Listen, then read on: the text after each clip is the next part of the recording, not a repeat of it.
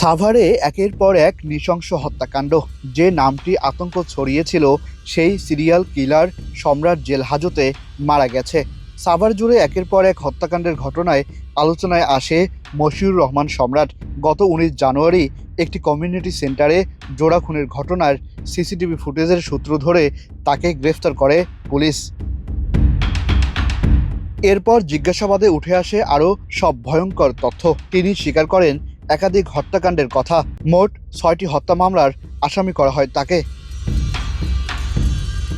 গ্রেফতারের পর সম্রাটকে রাখা হয় ঢাকার কেরানীগঞ্জে অবস্থিত কেন্দ্রীয় কারাগারে। কারা কর্তৃপক্ষ জানায় তিনি দীর্ঘদিন ধরে মানসিক সমস্যায় ভুগছিলেন। প্রথমে 20 থেকে 25 দিন তাকে রাখা হয় সরকারি মানসিক হাসপাতালে। এরপর কারা হাসপাতালে নিয়মিত চিকিৎসা চলছিল।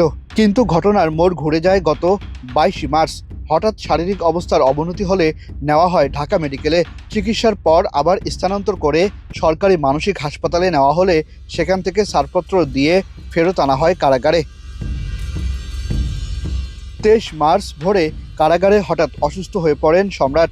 আবারও দ্রুত নেওয়া হয় ঢাকা মেডিকেল কলেজ হাসপাতালে। চিকিৎসকরা জানান হাসপাতালে নেওয়ার পরেই তার মৃত্যু হয়েছে।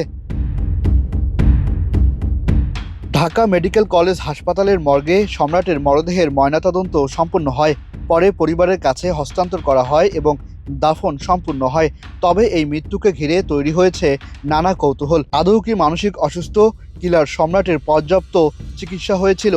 বারবার কেনই বা হাসপাতাল স্থানান্তর করা হলো? আর যদি সুস্থ না হয়ে ওঠে তাহলে ডাক্তার বা কারা কর্তৃপক্ষ কেনই বা রিলিজ দিয়েছিল? আহসান সাকিব, বাংলা নিউজ 24।